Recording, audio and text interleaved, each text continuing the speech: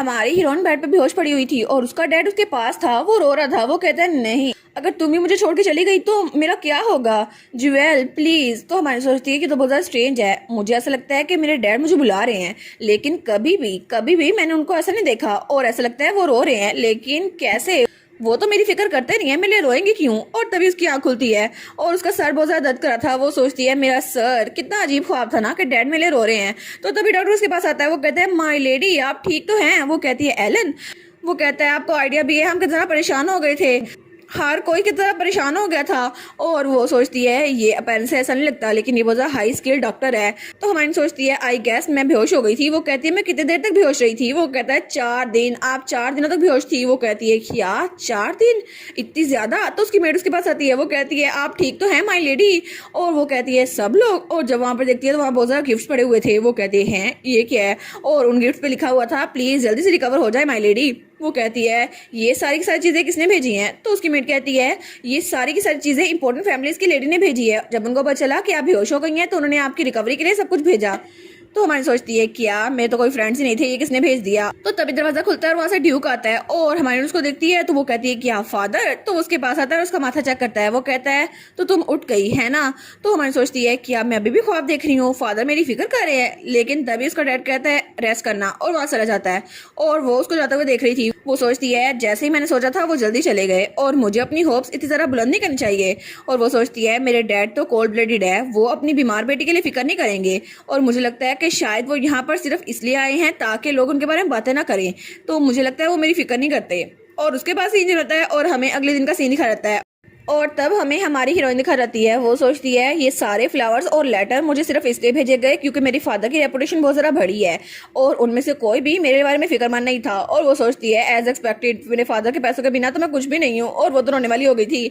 तो उसकी मेट कहती है माई लेडी क्या आप सच में इन सारे लेटर्स का रिप्लाई करने वाली हैं? वो कहती है हाँ बिल्कुल, क्योंकि वो मेरे बारे में फिक्रमंद थे ना, तो ये मैनर अच्छा होगा कि मैं उनको पर्सनली रिप्लाई करूँ। वो कहती है माई लेडी।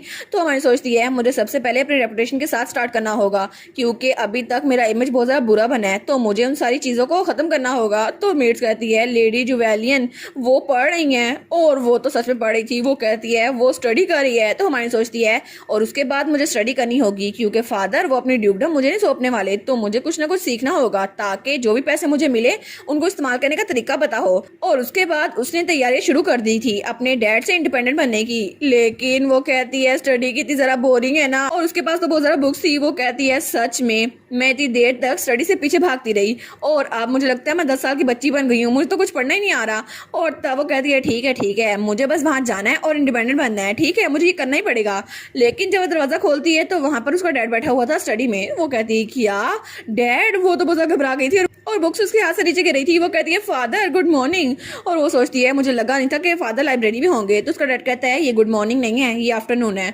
तो वो सोचती है हैं जैसे ही मैं इनसे मिली हूँ इन्होंने मुझे ये कहा, इनको मेरी ज़रा भी फिक्र नहीं है। तो वो कहती है जी आप ठीक कह रहे हैं, मेरी गलती थी।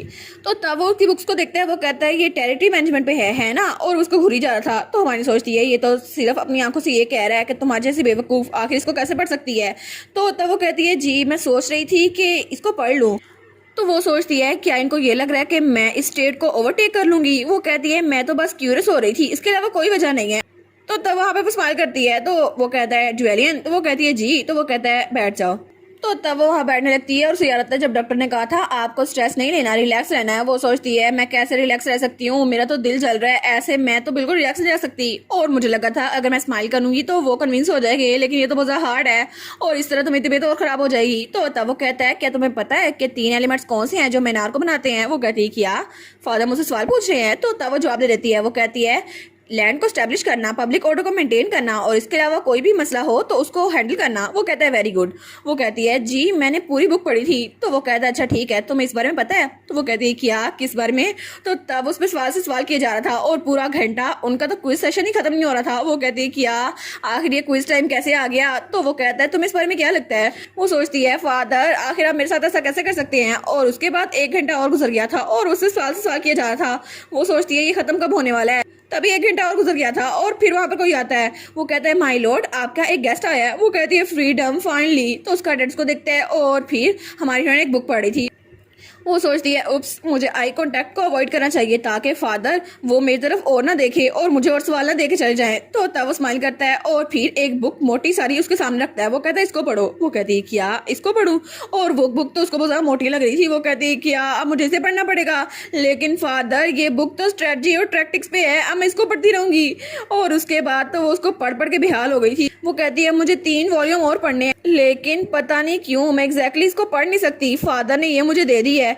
और तभी उसमें से एक पेंडेंट निकलता है। वो कहती है क्या ये क्या चीज है? वो कहती है ये एक पेंडेंट है, लेकिन ये यहाँ पर क्या कर रहा था? और तब वहां से निकलती है। वो कहती है मुझे लगता है ये फादर का होगा, तो मुझे वापस देना चाहिए उनकी स्टडी में। तो वो कहती है ठीक है मैं जाकर देती हूँ। तो तभी इसको आवाज आती है बस कर दो, मुझे कन्विंस करना बस कर दो। तो वहीं पर रुक जाती है। वो कहती है क्या? तो तभी उसे किसी की आवाज आती है मैं तुम्हें कन्विंस नहीं कर रहा, मैं तुम्हें वार्निंग दे रहा हूँ। तो वो कहती है क्या? और जब वहां पर देखती है तो वहां पर एक लड़का खड़ा हुआ था। वो कहता है आपको अपनी नाक वहां घुसाने की जरूरत नहीं है जहाँ पे वो बिलोंग ना करता हो। तो वो कहती है क्या कोई फादर के साथ आर्ग्यू कर रहा है? तो वो सोचती है मैं तो फादर को लाइब्रेरी में पेंडेंट देने आई थी, लेकिन यहाँ पर कौन है? तो तब उसका फादर कहता है मैक्स। तो हमारी कहती है क्या मैक्स? ये नाम तो सुना सुना लग रहा है। और तब वहां पर वही लड़का था जो उसे उस शॉप पे मिला था। तो हमारी उसको देखती है। वो कहती है क्या? तो हमारी सोचती है अब ये कौन है? ये तो बहुत ज्यादा क्लोज लग रहा है फादर के, कि उनको अपने फर्स्ट नाम से बुला रहा है। तो तब वो सोचती है ये देखने में तो कोई नाइट नहीं लग रहा, क्या ये कोई मर्सनरी है? तो तभी वो पीछे घूर के उसको देखता है। तो हमारी जल्दी से पीछे रहती है। वो सोचती है क्या इसने अभी मुझे देख लिया, क्या ये मुझे देख पा रहा है? और वो सोचती है वेट, ये तो वही गुड लुकिंग आदमी है ना जो आर्मर स्टोर में मुझे मिला था, ये यहाँ पर क्या कर रहा है? तो उसका फादर कहता है ब्लेड को अपनी जगह पर होना चाहिए और तब तुम अपनी ब्लेड यूज नहीं कर सकते ऐसे किसी को मारने के लिए। ऐसा लगता है कि तुम बेसिक रूल भूल चुके हो। तो वो कहता है अच्छा तो आपको यही लगता है? और फिर वो कहता है मास्टर आखिर आपके पास इतनी वीकनेस रखने की वजह क्या है? वो कहती है क्या मास्टर मैंने कभी सोचा नहीं था कि ये फादर का स्टूडेंट होगा। तो उसका फादर कहता है कभी कभी अगर हमें किसी वीकनेस को प्रोटेक्ट करना हो तो हमें स्ट्रॉन्ग बनना पड़ता है। तो वो कहता है क्या बकवास है ये, मैं बहुत ज्यादा बिजी हूँ तो मैं अब जा रहा हूँ। तो तब हमारी उसको देखती है। वो कहती है वाह, मुझे यकीन करना बहुत ज्यादा मुश्किल हो रहा है कि ये मेरे फादर का स्टूडेंट है। तो तब इसका डैड कहता है मैक्स तुम्हें भी कभी कोई ना कोई ऐसा मिल ही जाएगा जिसे तुम प्रोटेक्ट करना चाहोगे। तो वो कहता है क्या? तो हमारी सोचती है क्या प्रोटेक्ट करना चाहेगा? तो क्या फादर के पास भी कोई ऐसा है जिसे वो प्रोटेक्ट करना चाहते हैं? तो वो सोचती है वो आदमी जो मुझे डंजन में छोड़ गया था अपनी इकलौती बेटी को, वो किसी को प्रोटेक्ट करना चाहेगा। तो हमारी वहां नीचे बैठ गई थी। तो तब मैक्स वहां जाने लगता है। वो कहता है मुझे नहीं पता कि मुझे किसी को प्रोटेक्ट करना है या नहीं, लेकिन मुझे लगता है मुझे कोई रैट मिल गया है। तो वो कहती है क्या एक रैट? और वो तो चूहों को इमेजिन करने लग गई थी। वो कहती है यहाँ पर एक रैट है, लेकिन यहाँ पर रैट क्यों है? तो तब वो अपनी तलवार निकालकर कहता है मुझे अलाउ करें कि मैं इसे जान छुड़वा लूं। तो मैंने सोचती है हाँ हाँ प्लीज जान छुड़ाओ उससे। तो उसका फादर कहता है बिल्कुल नहीं, तुम ऐसा कुछ नहीं कर सकते। तो वो कहती है क्यों फादर, चूहे ही तो है, इसको जान छुड़वाने देना उससे, आखिर आप चूहों को यहाँ क्यों रख सकते हैं? तो तब वहां पर रुक गई थी। तो उसका फादर कहता है अगर ये तुम भी हो फिर भी मैं तुम पे रहम नहीं दिखाऊंगा, अगर तुमने उसको हाथ भी लगाया। तो हमारी वहां से झांके देखती है। तो तभी वो दोनों उसकी तरफ देखती है। तो वो जल्दी से वहां से पीछे हो जाती है।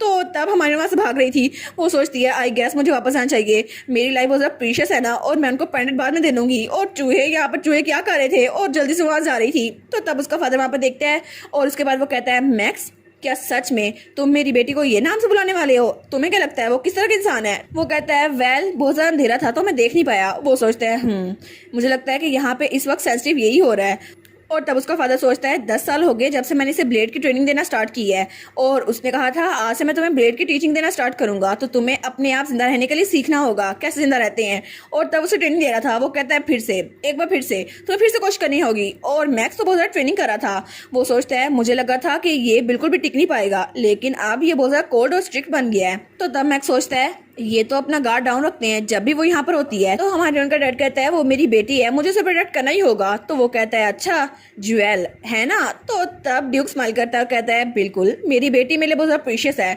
तो वो सोचता है मैं कभी भी समझ नहीं पा रहा कि आखिर वो अपनी गर्दन के गिर्द ये फंदा लगाए क्यों रखते हैं। अपनी बेटी है ना, वो उसे प्रोटेक्ट करना चाहते हैं, लेकिन कभी भी मैं दोबारा कभी भी इन जैसा नहीं बन सकता। तो तब वो चला जाता है। तो ड्यूक उसे जाते हुए देखता है। वो सोचता है मैक्स ये तो बहुत ज्यादा कमजोर था और हमेशा रोता रहता था, और तब किसी ने कहा था प्लीज इसे प्रोटेक्ट करें, मेरा बेटा जब तक अपनी देखभाल करना खुद नहीं सीख जाता इसे प्रोटेक्ट करें। और वो एम्प्रेस थी। वो कहता है जी बिल्कुल जैसा आप कहें।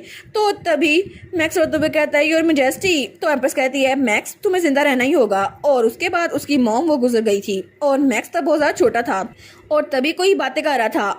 मुझे लगा था कि वो एम्पर का फेवर गुम कर चुकी हैं, लेकिन प्रिंस वो भी बिल्कुल ऐसे हैं जिनके पास कोई विंग्स नहीं है। और वो उनकी बातें सुनी जा रहा था। वो कहते हैं लेकिन ये फ्यूनरल को जरा पैथेटिक नहीं है, यहाँ पर तो कोई भी नहीं है, वो तो एक कमजोर औरत थी। तो मैक्स सोचता है मुझे पता है ये लोग मेरी माँ के बारे में ऐसी बातें क्यों कर रहे हैं, लेकिन मुझे इनको इनकी जगह दिखानी होगी। और तब वहां जा रहा था तो ड्यूक सोचता है एक बार मैं भी बिल्कुल ऐसा ही था, लेकिन इसके पास कोई ऐसा नहीं जिसे ये प्रोटेक्ट करना चाहता, लेकिन मेरे पास तो था ना मेरी बेटी, जो कहती है पापा। और तब वो सोचता है मेरी बेटी इकलौती वजह है जिसकी वजह से मैं एक मॉन्स्टर नहीं बना और अभी तक ऐसा रह रहा हूँ, लेकिन आई एम श्योर एक दिन उसको भी कोई ऐसा मिलेगा जिसको वो प्रोटेक्ट करना चाहेगा। और उसके बाद हमें हमारी हीरोइन दिखाई जाती है जो कि कंबल ओढ़ के बैठी हुई थी। तो उसकी मेट कहती है क्या एक रैट, आपने कहा आपने एक रैट देखा है ना, तो हमारी हीरोइन तो काम पर रही थी। तो वो कहती है लेकिन पिछली बार हमने लोग हायर किए थे, उन्होंने कहा था कि उन्होंने सारे के सारे रैट्स पकड़ लिए हैं। तो मन कहती है तो फिर कोई एक छूट गया होगा ना जो बहुत ज्यादा बड़ा है और उस घर में घूम रहा होगा। तो मेट कहती है फिक्र ना करे, मैं बटलर से कहूंगी कि उस रैट से छुटकारा हासिल कर ले। वो कहती है अच्छा ठीक है, लेकिन उससे कहना कि सारे के सारे रैट्स को पकड़ ले, और वो तो बकायदा कांप रही थी। तो तब ड्यूक कहता है क्या वो फिक्रमंद है, तो बटलर कहता है जी बिल्कुल, और उन्होंने सर्वेंट्स को भेजा है कि रैट्स को पकड़ सके, लेकिन अभी तक कोई सक्सेसफुल नहीं हुआ। तो वो कहता है क्या रैट्स, और वो सोचता है ऐसा लगता है कि उसने मेरी मैक्स के साथ कन्वर्सेशन को अलग मायनों में ले लिया है, उसे लगा होगा कि वहाँ रैट्स हैं, हालांकि वो उसकी बात कर रहा था। तो वो कहता है अगर ऐसा ही है, वो कहता है डेरिक, तो डेरिक कहता है जी माय लॉर्ड। वो कहता है आखिर रैट्स कहाँ पे पाए जाते हैं, और वो तो बहुत ज़्यादा सीरियस था। तो डेरिक कहता है जी आपको रैट से क्या लेना देना। वो कहता है नहीं कोई बात नहीं, और मुझे ये बताओ कि जुवेलियन के लिए जो सूटर्स आए हैं आखिर उनमें सबसे ज़्यादा अच्छा कौन सा है। वो कहता है हमने सारी की सारी इन्फॉर्मेशन इकट्ठी कर ली है उनकी फैमिली, उनकी मनी, रेपुटेशन के हिसाब से, और मुझे लगता है कि वो आज के दिन पहुंचने वाली है।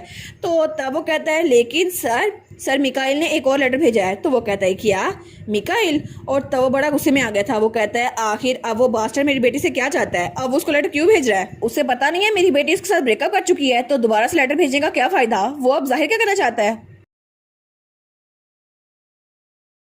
और इसी के साथ ये वाला पार्ट यहीं पर ख़त्म। तो आप लोग बताइएगा आप लोग को ये पार्ट कैसा लगा, और वीडियो को लाइक और चैनल को सब्सक्राइब लाजमी कीजिएगा। बाकी वीडियोस का लिंक भी स्क्रीन पर नज़र आ रहा होगा, तो काइंडली उनको भी चेकआउट कर ले। और thank you so much for watching my videos. Stay safe, bye bye.